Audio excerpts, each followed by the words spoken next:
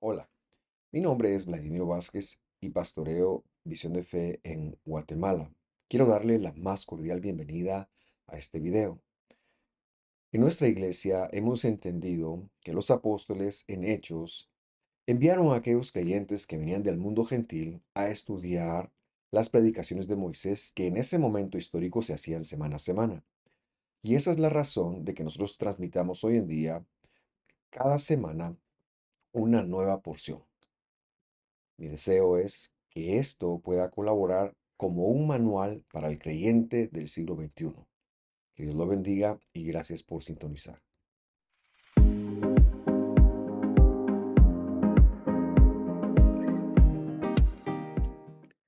Me da muchísima alegría darle la bienvenida a la penúltima porción del primer libro de la Biblia en esta cuarta vuelta que vamos dando. Como usted bien sabe, estas porciones son el resultado del mandamiento apostólico de que los gentiles pudiéramos conectar los primeros cinco del Pentateuco, los primeros cinco libros de Moisés en su concepto original, y eso es lo que intentamos hacer acá. Hoy nos toca ver la porción de Vayigash, la cual quiere decir se acercó, comprende del capítulo 44 de Génesis al 44:18, perdón, al 47:27. Me gusta empezar siempre con un breve resumen de lo visto el año pasado. Hablábamos de los propósitos divinos y de cómo los hermanos de José tienen mucha culpabilidad por haber matado a su hermano y lo que esto había implicado. Y ahora ellos temen una represalia de su hermano, pero nada más lejos de la verdad, porque él les ha convencido de que esto fue un propósito divino y un propósito divino que trasciende a las personas, que de hecho se puede trazar desde el ancestro Abraham y que ha llegado al Mesías. Es decir, Israel o el pueblo de Dios tenía que bajar a Egipto y tenía que salir de ahí con una multitud de gentiles que iban a hacer un testimonio de cómo integrarse al pueblo de Dios, pero eso habría que preservarlo y José está ahí para preservar eso. También me gustaría crear un poquito de contexto porque tomamos la historia más o menos a la mitad de lo que está ocurriendo en el capítulo 45. Y es que José ahora en esta develación que ha tenido con sus hermanos, en su darse a conocer a ellos, él está muy sano y ha llevado una conversación con ellos. em, pero a pesar de que él está bien, no deja de ser humano. Y vamos a ver un poquito de la humanidad de José hoy y cómo termina entonces la conversación con el Padre. El tema que queremos desarrollar debido a los versículos que vamos a leer son la sanidad emocional y la gracia. Vamos entonces a tomar la lectura desde el versículo 14. Bereshit, es decir, Génesis 45:14, dice así. Entonces se echó sobre el cuello de su hermano Benjamín y lloró. Y Benjamín también lloró sobre su cuello. Tenemos que reconocer que como humanos somos personas llenas de emociones, aunque no nos guiemos por estas. Pero seguramente el poder expresarlas ante las circunstancias y dificultades de la vida es parte importante.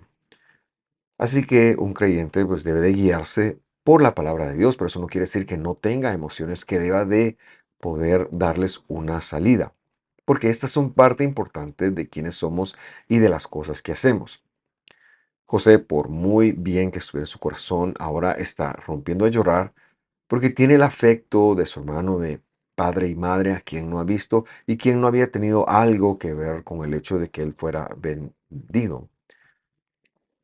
Y la enseñanza acá podría ser que es importante desahogarnos siempre y cuando no seamos ofensivos y siempre y cuando no pequemos y siempre y cuando este desahogo no involucre un pecado o la ofensa de algún otro ser humano. Seguramente este hombre, usted tiene en su corazón la necesidad de desahogarse de años y de todo el proceso que ha pasado. Vamos al versículo 15. Dice, y él besó a todos sus hermanos y lloró sobre ellos. Después sus hermanos hablaron con él. Y una vez que ha tenido un espacio seguro con Benjamín, que no tenía algo que ver con su venta y con los problemas que había atravesado, y se coloca a sí mismo en un lugar seguro, ahora es importante que haga lo mismo con sus hermanos a quienes ya ha perdonado. Él está listo para hacer un cierre y a partir de este momento será una situación que no se tratará más. De hecho, cuando sus hermanos, después de la muerte de su padre, ellos lo traen a colación, él lo toma como un dolor muy grande el pensar que sus hermanos siguen viviendo en el pasado y él ya no. La gran enseñanza que esto trae para nosotros es que para un hijo de Dios no hay despropósitos y por eso es alguien que puede extender gracia a otros, porque es parte de un camino por el cual Dios le ha guiado y cuando se desahoga lo ha hecho genuinamente, no guarda rencor, porque se guía por la obra de Espíritu Santo en el mío, pero en su corazón. Pero a mí lo que me llama también la atención es que no es hasta este momento en donde sus hermanos ahora pueden hablarle, porque Él también les ha colocado en un lugar seguro, Él también ha llorado con ellos y ha besado a sus hermanos, es decir, les ha colocado en un espacio seguro. Verso 16. Se oyó la voz en la casa de Faraón, de que los hermanos de Yosef habían venido. Fue bueno a los ojos de Faraón y en los ojos de sus siervos. Ahora bien, el testimonio de todo esto, del manejo de José, del manejo de la historia de José, empieza a regarse. Y yo estoy seguro que lo que este versículo nos está narrando es de que Faraón se enteró de toda la historia, de cómo eran dos hermanos que estaban en Canaán, de quién era su padre, de las circunstancias en las cuales ellos se criaron, de la venta a esclavizadores, de su paso en la casa de Potifar. Es un momento en donde él se entera de todo lo que ha pasado. ¿Por qué lo digo? Porque la escritura dice, se oyó la voz, o sea, en la casa de Faraón. Es decir, la historia. Aquí no es que ellos oyeron que habían venido los hermanos y, ay, qué bueno, los mandaron a llamar y fue algo superficial. No. Aquí esto quiere decir que se oyó en todo momento, se oyó, perdón, todo el contexto de la historia que había ocurrido con la familia de los hijos de Jacob. Y es en medio de esa verdad, de lo que ha pasado, que Faraón está dispuesto a otorgar gracia. De hecho, dice, fue bueno en los ojos de Faraón y también fue bueno en los ojos de las personas, de sus siervos. Por lo tanto, decimos que la verdad siempre es el mejor camino a elegir, de que no se puede otorgar gracia de una persona a otra persona si por ahí se va teniendo una agenda escondida de lo que yo solo te voy a decir esto o lo que pienso de ti, porque entonces no hay un verdadero, si no hay verdad, es difícil otorgar gracia. Pero esto es lo que los hermanos permiten. José cuenta su historia, los hermanos probablemente también contaron su versión y a Faraón le parece tan interesante que dice, bueno, digamos, vamos a darles gracia. ¿Y por qué digo yo que fue un tema de gracia? Porque en el versículo 17 continúa la escritura narrando. Entonces Faraón dijo a José, por supuesto, porque era por medio de un intérprete, que José ahora está haciendo las de intérprete. Dile a tus hermanos, hagan esto, carguen sus animales y vayan a la tierra de Canaán. Es decir, váyanse con todo lo que ustedes necesitan ahora mismo, con alimento, versículo 18, y tomen a su padre y a sus familias, es decir, sus casas, dice literalmente, y vengan a mí, y yo les daré lo bueno de la tierra. Muchas traducciones traducen lo mejor, pero ahí dice lo bueno de la tierra. Y comerán de la abundancia, es decir, de la grosura de toda la tierra.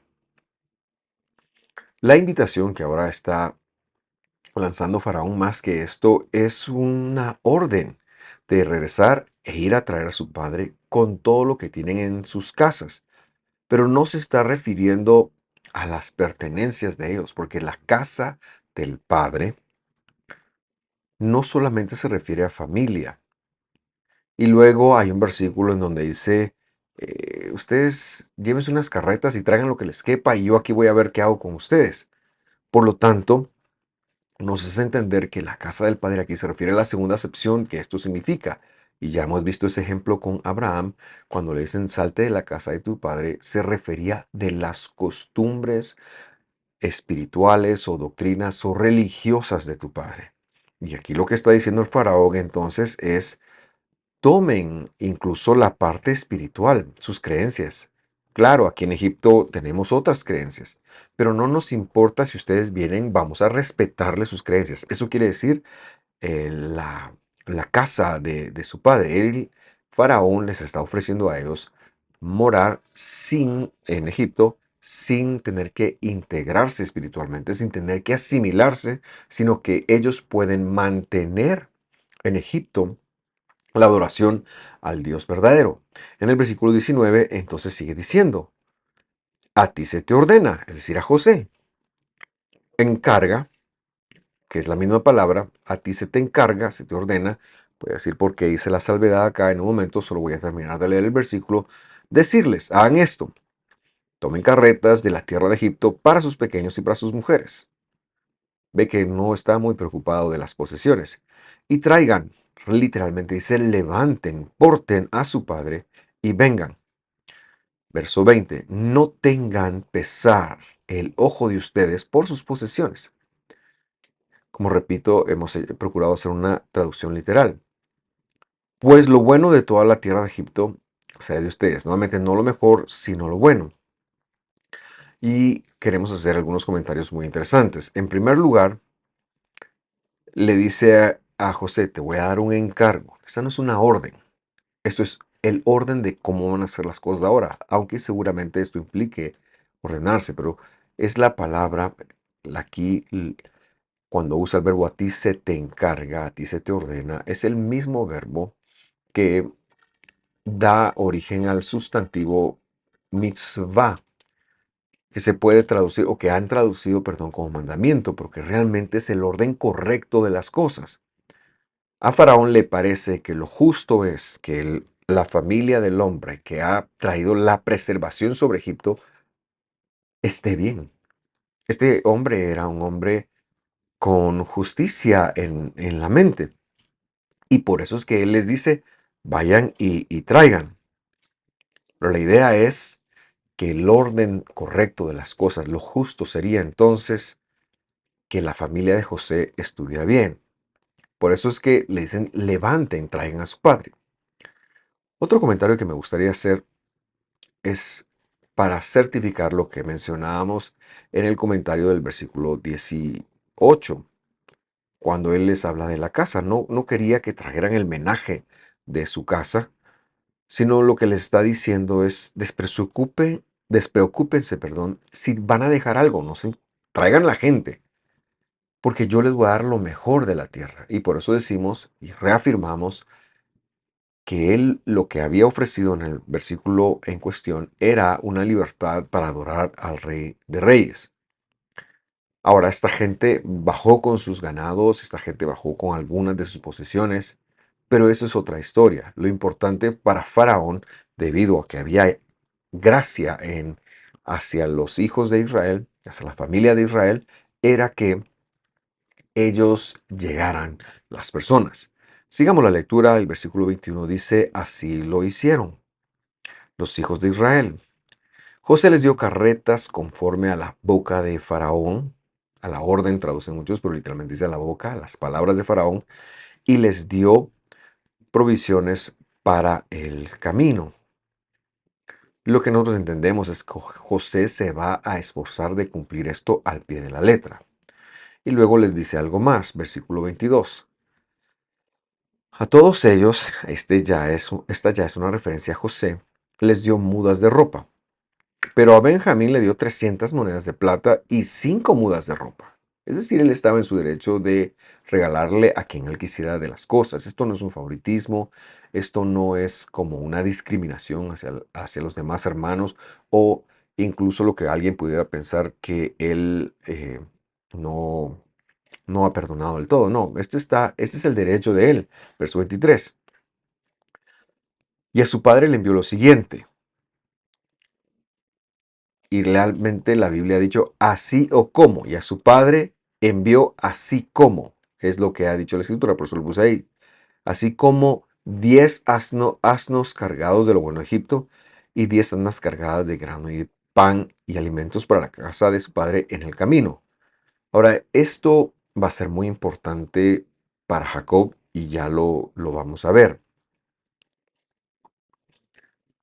Pero lo que debemos de entender en función de lo que está enviando José tanto a sus hermanos como a su padre es que la Biblia opera en función de efectividad, no opera en función de ecuanimidad, equidad. Le doy un ejemplo. Si las 12 tribus cuando heredaron la tierra hubiera sido ecuánime en la situación, les hubieran dado un mismo pedazo de tierra a todas. Es decir, hubieran dividido la tierra en 12 porciones y se hubieran dado. Pero a las tribus más grandes, porque se necesitaba más, les dieron más. Y a las tribus más pequeñas les dieron menos. Por lo tanto, en el caso de Benjamín, él iba a necesitar la plata para enfrentar la vida de alguna forma, porque Dios nos da de acuerdo al propósito que nos ha encargado. Y por eso también, y ya lo veremos, lo confirmaremos cuando veamos la reacción de Jacob, envía las asnas o los asnos que envió cargados con todo lo mejor de Egipto. No tanto porque tenga las provisiones, sino porque realmente está enviando un mensaje y José lo sabe. Y ya develaremos cuál es ese mensaje.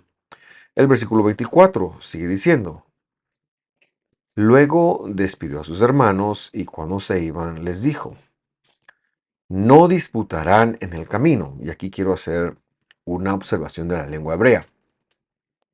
Este tipo de afirmaciones bíblicas las traducen en un tiempo un poquito complicado para nosotros, porque cualquiera hubiera dicho no peleen como una sugerencia o no disputen en el camino. Pero aquí es un verbo que está en un tiempo imperfecto, es decir, está a futuro o está hacia pasado. Obviamente, por el contexto sabemos que está hacia futuro. Y esto no quiere decir más que no disputar, pero en el futuro es no disputarán. No les está diciendo, miren, no disputen, no se van a estar peleando. No, esto es una orden, este es el orden de las cosas. No van a disputar en el camino. Él está casi que haciendo una promesa de parte de Dios y es como la Biblia normalmente se expresa. Por ejemplo, en Deuteronomio hemos visto que dice, escoge pues la vida. Eso no es lo que está dicho en la escritura. Dice, escogerás pues la vida.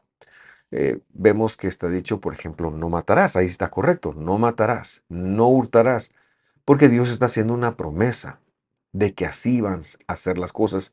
No tanto de que no íbamos a hurtar porque no podríamos hacerlo. En el sentido, sí, un creyente muchas veces ha robado. Pero la promesa es que Dios nos va a quitar el deseo, la necesidad y la pecaminosidad de tener que hurtar. Muy bien, vamos al versículo 25. Ellos subieron de Egipto y vinieron a la tierra de Canaán a su padre Jacob. Siempre me gusta enfatizar que la tierra de Israel, por ser una figura de lo celestial, de lo espiritual, no se puede ir, se asciende. Y cuando uno deja la tierra, desciende, porque está implícito el nivel espiritual. Lo que ahora viene es una parte muy emotiva de este relato en donde ellos están a punto de anunciarle a su padre que se acaban de encontrar con su hijo que ellos pensaban tenía más de 20 años de estar muerto. Y recordemos que en este momento histórico José tiene 39 años y fue vendido a los 17. Por lo tanto, para ser exactos, han sido 22 años en donde no ha habido una relación. ¿Cómo se le dice a un padre que su hijo, que estas mismas personas le habían dicho probablemente murió, no estaba muerto por 22 años? ¿Cómo se le dice que su hijo está vivo? Una noticia de esta índole puede matar a la persona, puede hacer una emoción o causar una emoción tan fuerte que puede hacer que la persona no tenga la capacidad de responder. Por eso, veamos cómo se emplean ellos para hacer esto. Versículo 26 dice, y le informaron. Y eso es muy interesante que usen este verbo, que le informan. José vive todavía y es gobernante de toda la tierra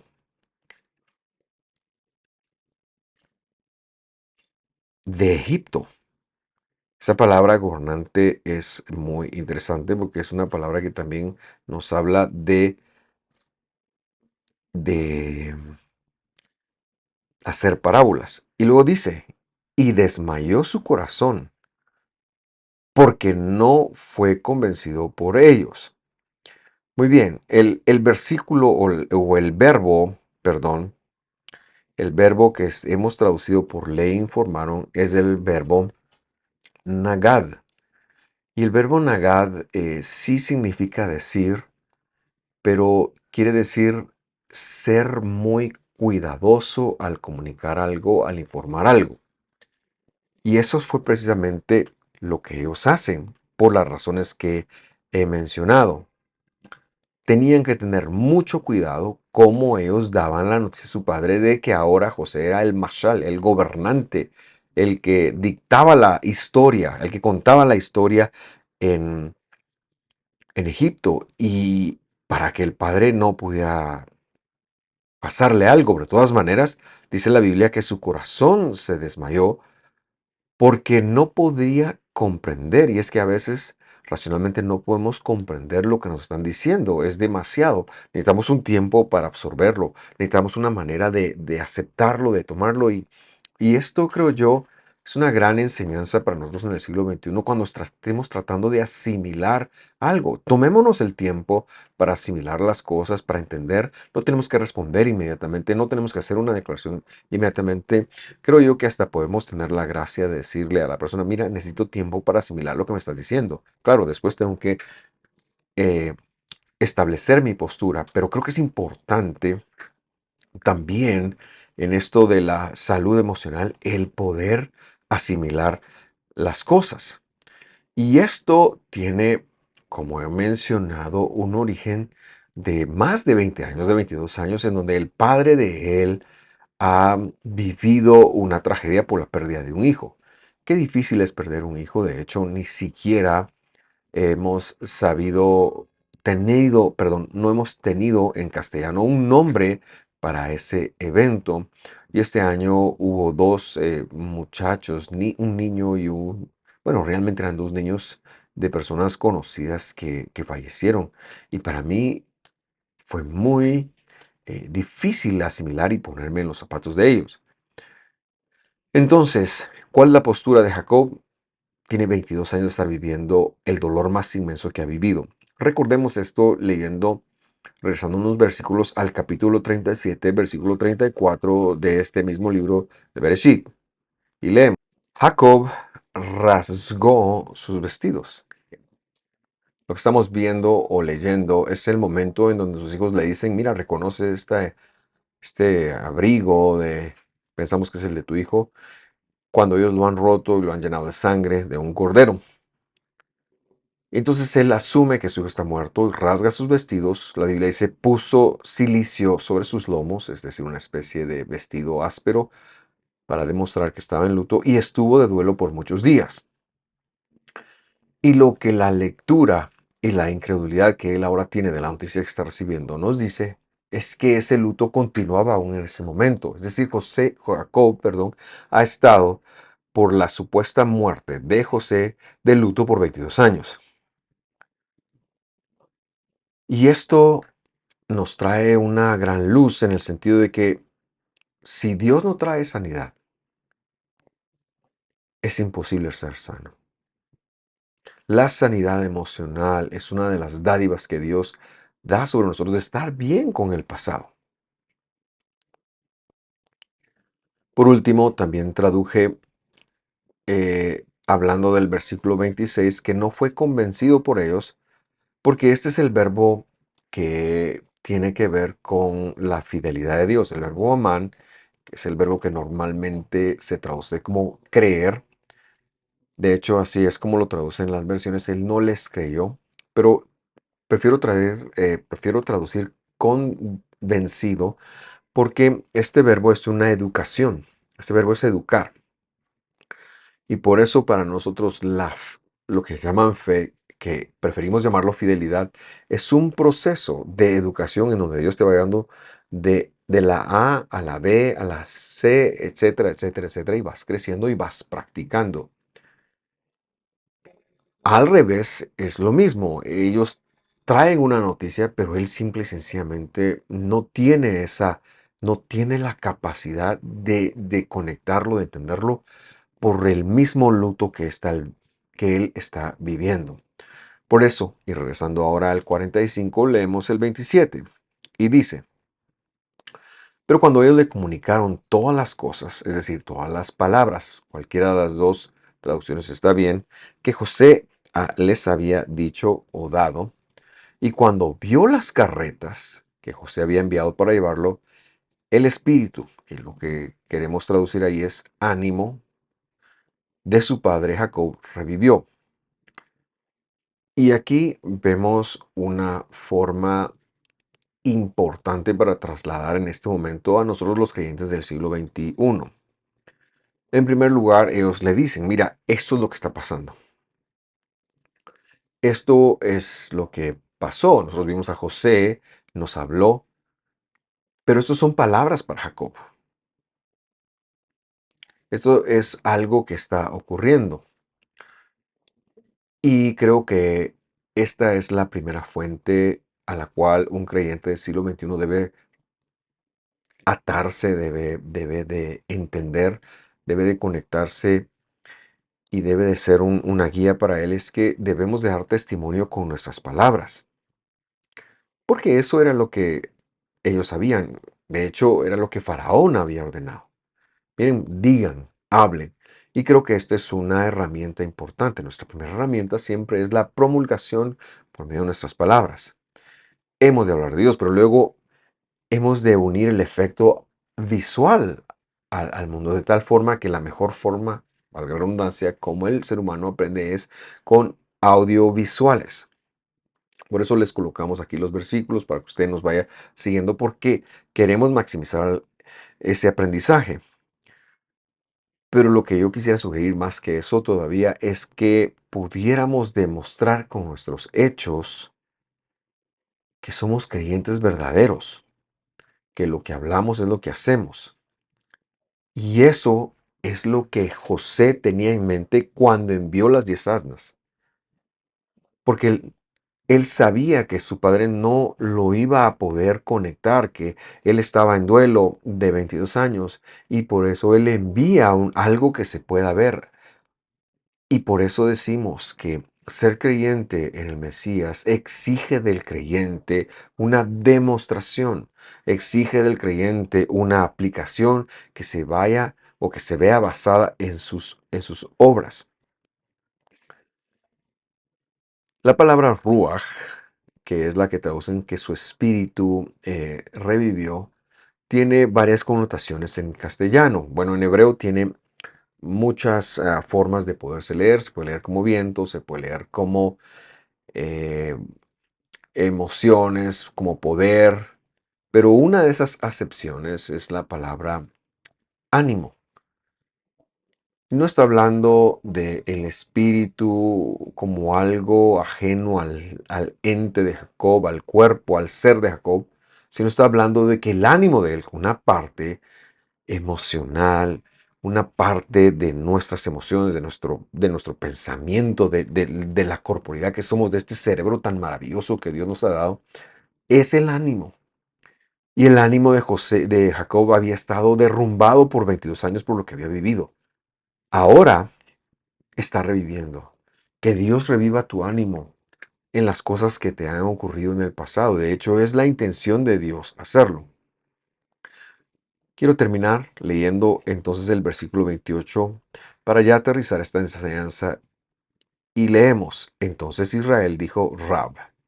Eso quiere decir basta o suficiente. Mi José vive todavía. iré y lo veré antes que muera. Y esta declaración es una evidencia del poder de Dios y de la educación de Dios en la vida de José. Y cambia todo. Él le dice basta al dolor, él le dice basta a la tristeza, porque viene una inspiración de Dios. Es decir, su ánimo ha revivido. Esta es una fuerza que solo Dios puede causar. Y por lo tanto, como consecuencia de eso, es decir, de la obra de Dios, por lo que él está conectando, él puede decir basta, no más, no más. Y con los riesgos que esto representa, yo me voy a ir a Egipto. De hecho, esta palabra es muy interesante. La palabra Rab es demasiado suficiente. Por eso la hemos traducido también como basta. Y curiosamente es de donde viene la palabra Rab, que es un abundante en conocimiento, o sea, un rabino. Ahora, y quiero hacer la salvedad, a partir de este momento, en donde su ánimo revive, la escritura no le llamará Jacob nunca más. Le va a cambiar el nombre a Israel, que dicho sea de paso, es el nombre del proyecto de Dios, de la promesa que Dios había hecho a Abraham.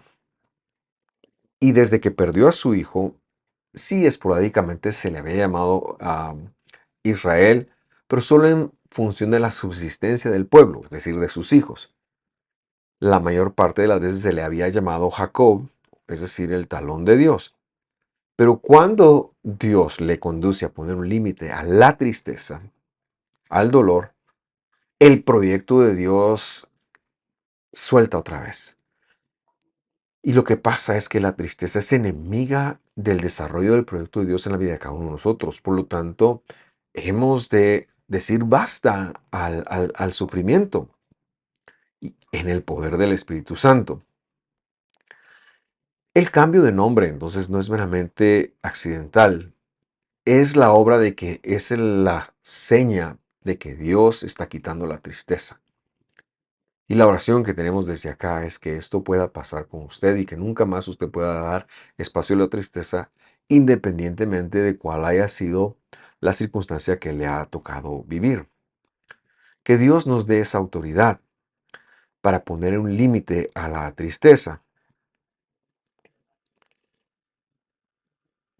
Esta es entonces la lección de hoy. Todo en la vida ha de ser acompañado de una acción. Es el modelo que Dios condujo a José a tener y no podemos entonces estresar suficientemente lo que la salud emocional y mental representa para el creyente o produce en la vida del creyente. El creyente en Dios debe ser una persona mentalmente estable y sana porque encuentra la gracia de Dios que le da una educación, que le da un espacio y que le da una autoridad sobre sus recuerdos, sobre sus dolores del pasado, sobre sus circunstancias adversas, sobre toda esa adversidad que es la que la serpiente usa en la voz de mentira para causar tristeza y quebranto en nosotros, el creyente es alguien que encuentra el poder o que Dios lo encuentra y lo capacita para ponerle un alto a esa tristeza. Y eso es el resultado de la gracia con que hemos sido salvados. Todo, por supuesto, inició con José y cómo Dios siempre estuvo con él. Cuando José es llevado y expuesto en casa de Potifar, lo leíamos hace unas semanas, Dios siempre estuvo con él. Pero también llegó hasta su padre, que ha sido el otro gran afectado y que no se supo nada de él en estos 22 años porque estaba tan afectado, estaba tan triste que la tristeza hizo que Dios se alejara de él. Pero Dios ha dicho Rab, es decir, ha dicho basta, porque Él quiere que por la gracia, por su gracia, nosotros encontremos la salud mental.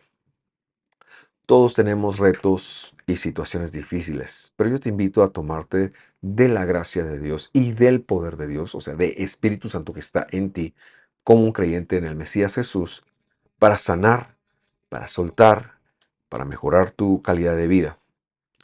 Jacob estuvo de luto por una mentira, por algo no real. Tú también debes de tener muchos de estos lutos y debes de soltarlos. Yo te invito a hacerlo Yo te invito a confiar en Dios y yo te invito a nunca dudar en sus propósitos, entendiendo que Dios tiene tu salud mental en su mente y para eso ha provisto su gracia. Valiendo la redundancia, digo muchas gracias por sintonizarnos. Espero que esto construya en tu caminar con Dios y que te pueda ayudar en la vida que hoy vives. Un abrazo, nos vemos la próxima semana. Hasta pronto.